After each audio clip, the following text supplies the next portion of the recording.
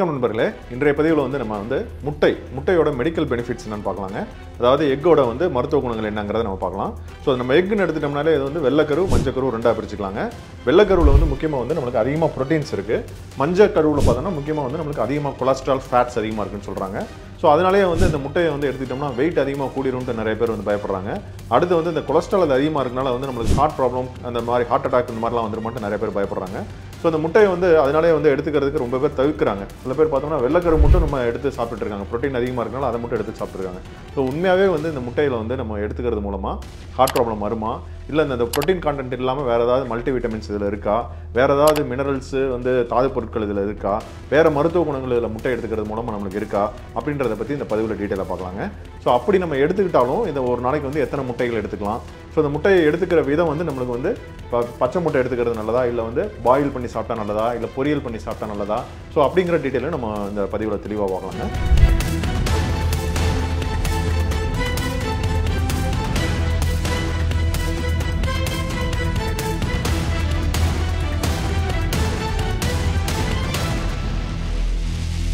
So முட்டை அப்படின்னு நம்ம எடுத்துட்டோம்னாலே வெள்ளைக்கரு மஞ்சக்கரு.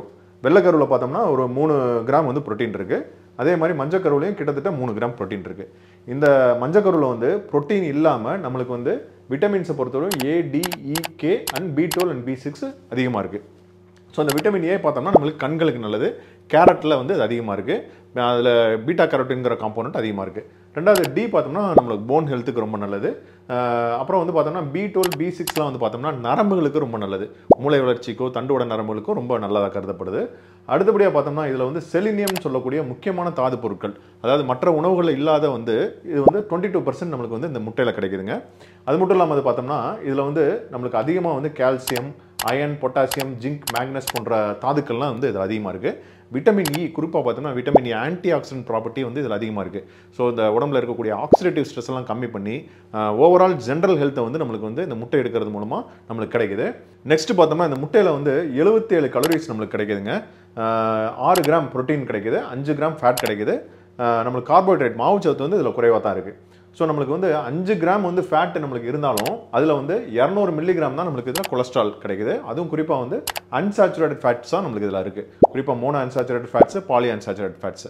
ஸோ இதுதான் வந்து நம்மளுக்கு அதிகமாக முட்டையில் அதிகமாக இருக்குது. அடுத்தபடியாக வந்து நம்மளுக்கு வந்து இந்த முட்டையில் இருக்க 6 மருத்துவ குணங்கள் அப்படின்னு பார்க்கறதுக்கு முன்னாடி இந்த முட்டையை வந்து நம்ம உலகத்திலே வந்து அதிகமான நம்மளுக்கு வந்து ஹெல்த்தியஸ்ட் ஃபுட் அப்படின்னு என்னென்னு பார்த்தோம்னா நம்மளுக்கு வந்து இந்த முட்டையை சொல்கிறாங்க. அது காரணம் என்னன்னு பார்த்தோம்னா இது நேச்சர்ஸ் மல்டி விட்டமின் அப்படின்னு சொல்கிறாங்க. இதில் வந்து விட்டமின்ஸ் அதிகமாக இருக்கனால இதை வந்து நேச்சர்ஸ் மல்டி விட்டமின் சொல்கிறாங்க. இதில் வந்து ப்ரோட்டீன்ஸும் அதிகமாக இருக்குது, தாது பொருட்கள் அதாவது அதிகமாக இருக்குது, ப்ளஸ் ஆன்டி ஆக்சிடென்ட்ஸ் அதிகமாக இருக்குது, பவர்ஃபுல் பிரெயின் நியூட்ரியன்ஸும் அதில் அதிகமாக இருக்குது. ஸோ அடுத்தபடியாக வந்து இந்த முட்டையை பொறுத்தவரையும் நம்மளுக்கு வந்து கொலஸ்ட்ரால், இதில் இருக்கக்கூடிய கொலஸ்ட்ரால் தான் நம்மளுக்கு ஒரு பெரிய வந்து பாதிப்பு உண்டாகும்னு நினச்சிட்ருக்கோம். ஸோ இந்த கொலஸ்ட்ரால் வந்து நம்மளுக்கு வந்து ஒரு முட்டையில் வந்து கிட்டத்தட்ட வந்து 200 மில்லிகிராம் மட்டும்தான் இருக்குது. நம்ம வந்து டெய்லி ஆக்டிவிட்டீஸ்க்கு வந்து நம்மளுக்கு வந்து கிட்டத்தட்ட 2 கிராம் கொலஸ்ட்ரால் நம்மளுக்கு தேவைப்படுது. இந்த கொலஸ்ட்ரால் எதுக்கு தேவைப்படுதுன்னு பார்த்தோம்னா நம்ம உடம்புல இருக்க செல்கள், அதாவது கோடிக்கணக்கான செல்களுக்கு இருக்கக்கூடிய அந்த கவரிங் செல் மெம்பரேனை வந்து உருவாக்குறதுக்கு கொலஸ்ட்ரால் முக்கியமாக தேவைப்படுது. அதுவும் இல்லாமல் ஒரு சில ஸ்டீராய்டு உற்பத்தி பண்ணுறதுக்கும் நம்மளுக்கு இது தேவைப்படுது. ஹார்மோன்ஸ் நம்ம உடம்புல ஆண்களாக இருந்தால் டெஸ்டோஸ்டிரோன் ஹார்மோன்ஸ், அதாவது இனவிரக்தி ஹார்மோன்ஸ் அப்படின்னு சொல்லுவாங்க. அது வந்து ஃபீமேல்ஸாக இருந்தால் வந்து எஸ்ட்ரோஜன், இதெல்லாம் வந்து உற்பத்தி பண்ணுறதுக்கு கண்டிப்பாக வந்து நம்மளுக்கு கொலஸ்ட்ரால் தேவைப்படுது. அது மட்டும் இல்லாமல் நம்மளுக்கு செரிமானத்துக்கும் இது தேவைப்படுது.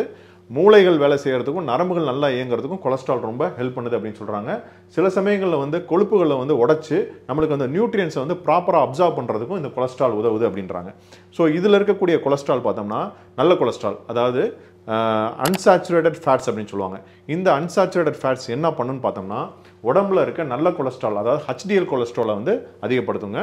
லோ LDL கொலஸ்ட்ரால் அப்படின்னு சொல்லக்கூடிய கெட்ட கொலஸ்ட்ராலை வந்து இது பெருசாக டிஸ்டர்ப் பண்ணாது. ஸோ பிளட் ப்ரெஷரையும் இது கம்மி பண்ணுது. ஸோ இந்த HDL வந்து நம்மளுக்கு கூட்டி கொடுக்கறதுனால நம்மளுக்கு வந்து அந்த ரத்த குழாய்களில் வந்து அடைப்பு ஏற்படுறத கம்மியாகுது. அதனால வந்து ஓவராலாக வந்து நம்மளுக்கு இருதயத்தோட நன்மைகள் நம்மளுக்கு கூட கிடைக்குது. ஸோ இந்த கொலஸ்ட்ராலை பொறுத்தவரையும் நம்மளுக்கு வந்து முன்னாடியே சொன்ன மாதிரி அந்த 2 கிராம் கொலஸ்ட்ராலை வந்து நம்ம லிவர் வந்து உற்பத்தி பண்ணுதுங்க. ஸோ அந்த லிவர் உற்பத்தி பண்ணுறது வந்து நம்மளுக்கு வந்து டெய்லி 2 கிராம்ஸ் நம்மளுக்கு தேவைக்கு வந்து உற்பத்தி பண்ணுது. உதாரணத்துக்கு நம்ம வந்து ஒரு 600 கிராம் வந்து வெளியே இருந்து உணவு மூலமாக நம்ம எடுத்துக்கிட்டோம்னா மீதி இருக்க 1400 கிராம் மட்டும் தான் வந்து நம்மளுக்கு லிவர் வந்து ப்ரொடியூஸ் பண்ணும். ஸோ அதனால வந்து நம்மளுக்கு வந்து ஒரு முட்டையில் வந்து 200 மில்லிகிராம் தான் இருக்குது. ஸோ 2 முட்டை எடுத்தாலும் 400 மில்லிகிராம், 3 முட்டை எடுத்தாலும் 600 மில்லிகிராம் தான் நம்மளுக்கு வந்து உணவு மூலமாக நம்ம எடுத்துக்கிறோம். மீதி இருக்க கொலஸ்ட்ராலை வந்து நம்மளுக்கு லிவர் ப்ரொடியூஸ் பண்ணுது. மூணாவது வந்து முக்கியமான, அதாவது கோலின்கிற சொல்லக்கூடிய நியூட்ரியன் வந்து இந்த முட்டையில் வந்து அதிகமாக காணப்படுதுங்க. இந்த கோலின் எதுக்கு யூஸ் ஆகும்னு பார்த்தீங்கன்னா பிரெயின் ஹெல்த்துக்கு வந்து ரொம்ப ரொம்ப முக்கியம்னு சொல்கிறாங்க. குறிப்பாக காக்னிட்டிவ் ஃபங்க்ஷன்ஸ், மெமரிக்கு வந்து ரொம்ப ரொம்ப முக்கியம் அப்படின்னு சொல்கிறாங்க. அது மட்டும் இல்லாமல் பிரெயின் வளர்ச்சிக்கு வந்து இது ரொம்ப முக்கியம் பங்கு வகிக்குது அப்படின்னு சொல்கிறாங்க. மூட் சேஞ்சஸ் நல்லா வந்து மூட வச்சுக்கிறதுக்கும் இந்த கோலின் வந்து ரொம்ப ஹெல்ப் பண்ணுது அப்படின்றாங்க. ரெண்டாவது பார்த்தோம்னா அசிட்டைல் கோலின் சொல்லக்கூடிய நியூரோ டிரான்ஸ்மிட்டரை உற்பத்தி பண்ணுறதுக்கு இந்த கோலின் வந்து ரொம்ப ஹெல்ப் பண்ணுது அப்படின்றாங்க. இந்த நியூரோ டிரான்ஸ்மிட்டர் தான் வந்து நம்ம நரம்புகளை வந்து மூளை நரம்புகளாக இருக்கட்டும், தண்டோட நரம்புகளாக இருக்கட்டும், அதை வந்து செயல் பண்ணுறதுக்கு வந்து இது இந்த டிரான்ஸ்மிட்டர் வந்து வேலை செய்யுது அப்படின்றாங்க. ஸோ அடுத்தபடியாக வந்து இந்த லிவர் ஹெல்த்துக்கும் ரொம்ப முக்கியம் பங்கு வகிக்குது அப்படின்றாங்க. அதாவது கர்ப்பிணி பெண்களுக்கு பார்த்தோம்னா குறிப்பாக வந்து பிரெக்னென்ட் லேடிஸ்க்கு வந்து இந்த கொலைன் அதிகமாக எடுத்துக்கிறதுனால அந்த குழந்தைகளுக்கு ஏற்படக்கூடிய நியூரல் டியூப் டிஃபெக்ட், அதாவது ஸ்பைனல் கார்டில் ஏற்படக்கூடிய பிரச்சனைகளை வந்து இதனால் தவிர்க்கப்படுது அப்படின்றாங்க.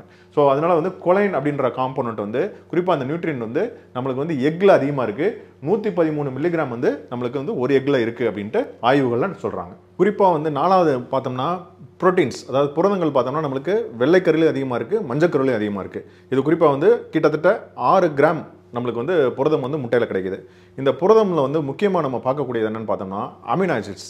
21 அமினோ ஆசிட்ஸ் வந்து நம்ம உடம்புல இருக்குது. இந்த 21 அமினோ ஆசிட்ஸில் வந்து 9 அமினோ ஆசிட்ஸ் வந்து நம்ம பாடி வந்து உற்பத்தி பண்ணாது. ஸோ இதை வந்து நம்ம உணவு மூலங்கள் தான் உட்கொள்ள வேண்டியதாக இருக்குது. அதுவும் குறிப்பாக வந்து இந்த 9 அமினோ ஆசிட்ஸை வந்து எசென்சியல் அமினோ ஆசிட்ஸ் அதனால சொல்கிறாங்க. ஸோ இந்த எசென்சியல் அமினோ ஆசிட்ஸ் வந்து குறிப்பாக வந்து நம்மளுக்கு முட்டை மற்றும் மீன்களில் வந்து அதிகமாக இருக்குது. ஸோ அதனால் வந்து இந்த ப்ரோட்டீன்ஸ், அதாவது நம்ம முட்டையில் இருக்க ப்ரோட்டீன்ஸை வந்து அது குறிப்பாக வந்து essential amino acids 9 amino acids இந்த முட்டையில் இருக்கிறனால இதை வந்து ஒரு ரெஃபரன்ஸ் ப்ரோட்டீன் அப்படின்னு நம்ம சொல்கிறோம். ஸோ இந்த புரதம் வந்து அதிகமாக இருக்கிறனால நம்மளுக்கு உடம்புகளில் ஏதாவது புண்கள் ஏற்பட்டாலோ செல்கள் டேமேஜ் ஆனாலோ அதை ரிப்பேர் பண்ணி ரீமாடலிங் பண்ணுறதுக்கு இந்த புரதம் வந்து ரொம்ப ஹெல்ப் பண்ணுது. அது மட்டும் இல்லாமல் மசிலில் வந்து நல்லா ஸ்ட்ரென்த் பண்ணுறதுக்கும் இந்த புரதம் வந்து ஹெல்ப் பண்ணுது. ஸோ அடுத்தபடியாக வந்து நம்மளுக்கு 5வது பார்த்தோம்னா எக்கில் வந்து குறிப்பாக வந்து ஆன்டி ஆக்சிடென்ட்ஸ் நிறையா இருக்குது. அதுலேயும் குறிப்பாக வந்து லூட்டின், ஜியாசாந்தைன் போன்ற ஆன்டி ஆக்சிடென்ட்ஸ் வந்து விட்டமின் ஏவோட சேர்ந்து கண்களுக்கு வந்து ரொம்ப ஹெல்ப் பண்ணுது. கண்களோட இதுக்கு வந்து நம்மளுக்கு ஹெல்த்துக்கு வந்து ரொம்ப முக்கிய பங்கு வகிக்குது அப்படின்றாங்க. இந்த ஆன்டி ஆக்சிடென்ட் பார்த்தோம்னா நம்மளுக்கு வந்து கண்களில் வந்து டெபாசிட் ஆகி நம்மளுக்கு அந்த சன்லைட்லனால ஏற்படக்கூடிய பிரச்சனைகளை தவிர்க்குது. அது குறிப்பாக வந்து நம்மளுக்கு மேக்லார் டீஜெனரேஷன், அதாவது மேக்லார் டீஜெனரேஷன்னா நம்ம கண்ணோட உள்வெளியில் வந்து பின்னாடி பக்கம் இருக்கக்கூடிய ரெட்டினாக்கு பக்கத்தில் இருக்கக்கூடிய மேக்லா வந்து டேமேஜ் ஆகி நம்மளுக்கு ஏற்படக்கூடிய பிரச்சனைகளுக்கு பேர் தான் மேக்லார் டீஜெனரேஷன். அந்த பாதிப்பு வராமல் வந்து நம்மளுக்கு இந்த ஆன்டி ஆக்சிடென்ட்ஸ் வந்து ஹெல்ப் பண்ணுதுன்றாங்க. அதுவும் வயதானவர்களுக்கு குறிப்பாக வந்து கேட்ராக்ட், கண்புரை வர்றதை வந்து இந்த ஆன்டி ஆக்சிடென்ட்ஸ் வந்து நம்மளுக்கு தவிர்க்குது அப்படின்றாங்க. 6வது பார்த்தோம்னா நம்ம இந்த முட்டைகளை எடுத்துக்கிறது மூலமாக நம்மளுக்கு வந்து வெயிட் லாஸும் ஆகுதுன்ட்டு ஆய்வுகள் சொல்கிறாங்க. அதுவும் குறிப்பாக வந்து நம்மளுக்கு வந்து ஒரு முட்டையில் வந்து 77 கிலோரிஸ் இருக்குது. ஸோ அது 2 முட்டையோ 3 முட்டையோ எடுத்தாலும் நம்மளுக்கு கிட்டத்தட்ட வந்து 200-220 கிலோரிஸ் தான் நம்மளுக்கு கிடைக்குது. நம்ம உடம்புக்கு வந்து டெய்லியும் வந்து 1800லேருந்து 2000 கலோரிஸ் தேவைப்படுது. ஸோ இந்த முட்டையை நம்ம வந்து உட்கொள்ளும் போது என்ன ஆகுதுன்னா நம்மளுக்கு ஒரு பசியின்மை, அதாவது செட்டைட்டி உருவாகுது. அதாவது வயிறு வந்து ஒரு ஃபுல்லாகி நம்மளுக்கு வந்து சாப்பிட்றது, அதாவது பசி இல்லாமல் இருக்கிறதுனால நம்ம அதிகமாக வந்து மாவுச்சத்து உள்ள உணவுகளை நம்ம அவாய்ட் பண்ணிடுவோம். ஸோ அதனால வந்து வெயிட் ரெடியூஸ் ஆகுது அப்படின்னு சொல்கிறாங்க. இந்த வெயிட் ரெடியூஸ் பண்ணுறதுக்கு பல உணவுகள் இருந்தாலும் மற்ற உணவுகளோட இந்த முட்டையை எடுத்துக்கிறது மூலமாக 65% வந்து அதிகமாக வந்து நம்மளுக்கு வெயிட் ரிடக்ஷன் ஆகுது. அது மட்டும் இல்லாமல் 11% வந்து நம்மளுக்கு பாடியில் இருக்க ஃபேட்டு கம்மியாகுது. 61% வந்து நம்மளுக்கு பாடி மாஸ் இண்டெக்ஸ் வந்து குறையுது அப்படின்ட்டு ஆய்வுகள் நிறைய சொல்கிறாங்க. அடுத்தபடியாக 7வது முக்கியமான பாயிண்ட் என்னன்னு பார்த்தோம்னா இந்த முட்டையில் இருக்கக்கூடிய ஒமேகா 3 ஃபேட்டி ஆசிட்ஸ். இந்த ஒமேகா 3 ஃபேட்டி ஆசிட்ஸ் வந்து மீன்கள்லையும் அதிகமாக இருக்கும். குறிப்பாக வந்து மத்தி மீன்கள்லையும் சால்மன் மீன்கள்லையும் அதிகமாக இருக்குது. ஒமேகா 3 ஃபேட்டி ஆசிட்ஸ் என்ன பண்ணுன்னு கேட்டிங்கன்னா நம்ம உடம்புல இருக்க நல்ல கொலஸ்ட்ரால் HDL வந்து இன்க்ரீஸ் பண்ணும். அதே டைமில் வந்து நம்மளுக்கு உடம்புல இருக்க கெட்ட கொலஸ்ட்ரால் ட்ரைக்ளிசரைடு, LDL அதெல்லாம் வந்து குறைச்சி கொடுக்கும். இந்த LDLோட டென்சிட்டி அதிகப்படுத்தி HDL கன்வெர்ட் பண்ணிடும். ஸோ அது மட்டும் இல்லாமல் இதோட இன்சுலின் ரெசிஸ்டன்ஸை வந்து இது குறைக்குது. அதனால வந்து நம்ம பிளட் சுகர் வந்து கண்ட்ரோலாக இருக்குது. ஸோ ஜென்ரலாக வந்து நம்மளுக்கு வந்து பார்த்தோம்னா நார்மலாக இருக்க பாம் ஆயில், இல்லை கோகனட் ஆயில், இல்லை பேஸ்ட்ரி ஐட்டமு, இல்லை பேக்கரி ஐட்டமு, இந்த பஃப் இது மாதிரி இருக்க ஐட்டம்ஸ்லாம் பார்த்தோம்னா கெட்ட கொலஸ்ட்ரால் அதிகமாக இருக்கும். சேச்சுரேட்டட் ஃபேட்ஸ், அதாவது ட்ரான்ஸ் ஃபேட்ஸ்மாங்க. ஸோ இது வந்து நம்மளுக்கு உடம்புக்கு கெடுதி. பட் ஆனால் முட்டையில் இருக்கக்கூடிய ஃபேட்ஸ் பார்த்தீங்கன்னா பாலிஅன்சாச்சுரேட்டட் ஃபேட்டு, இது வந்து நம்மளுக்கு உடம்புக்கு நல்லது. ஹார்ட்டுக்கு குறிப்பாக வந்து ரொம்ப நல்லது. அதாவது ட்ரைக்ளிசரைட் லெவலை வந்து அது கம்மி பண்ணிடுது. உதாரணத்துக்கு நம்ம வந்து ஒரு 2 முட்டையை வந்து நம்ம வந்து 5 வாரத்துக்கு எடுத்துகிட்டு இருந்தோம்னா 5 வாரம் கடைசியில் வந்து இந்த ட்ரைக்ளிசரைட் லெவலில் வந்து 10% குறையுதுன்ட்டு ஆய்வுகளில் சொல்கிறாங்க. இவ்வளோ மருத்துவ பலன்கள் கொண்ட முட்டை குறிப்பாக வந்து எசென்சியல் அமினோ ஆசிட்ஸ் புரோட்டீன்ஸ் வந்து நம்மளுக்கு அதிகமாக கிடைக்குது. அது மட்டும் இல்லாமல் ஹெல்த்தி ஃபேட்ஸ் அதிகமாக கிடைக்குது. ஒமேகா 3 ஃபேட்டி ஆசிட்ஸ் அதிகமாக கிடைக்குது.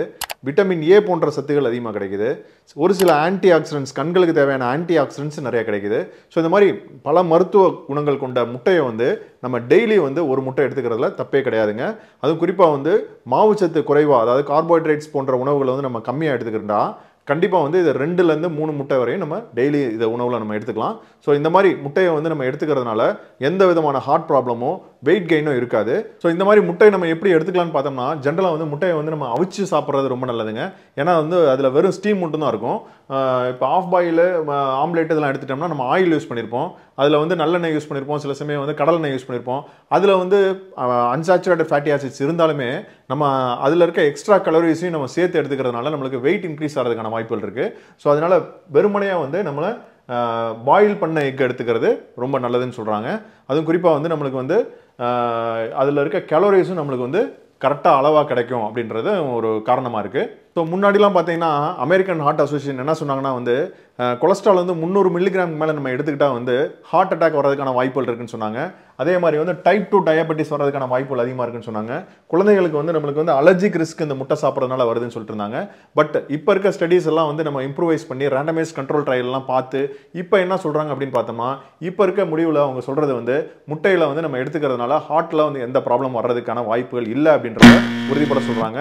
அது மட்டும் இல்லாமல் நம்மளுக்கு வந்து இந்த டயபெட்டிஸை வந்து கிளைசிமிக் லெவலில் வந்து கண்ட்ரோலாக வச்சுக்கிறதுக்கு எக் ஹெல்ப் பண்ணுது அப்படின்ட்டு சொல்கிறாங்க. அதே மாதிரி குழந்தைகளுக்கு வரக்கூடிய அலர்ஜிக் ரியாக்ஷனும் வந்து முட்டையில் வரல அப்படின்னு சொல்கிறனால டெஃபினட்டாக வந்து நம்ம முட்டை எடுத்துக்கிறதுல தப்பு இல்லைங்க. டெய்லி வந்து நம்மளுக்கு அட்லீஸ்ட் ஒரு நாளைக்கு வந்து ஒரு வேளையாவது ஒரு முட்டை எடுத்துக்கிறது ரொம்ப நல்லது. ஸோ அந்த முட்டையோட மருத்துவ பலன்கள் வந்து நம்மளுக்கு அதிகமாக வந்து கிடைச்சு நம்ம ஆரோக்கியமான வாழ்றதுக்கு வாழ்த்துக்கிறோம். நன்றி, வணக்கம்.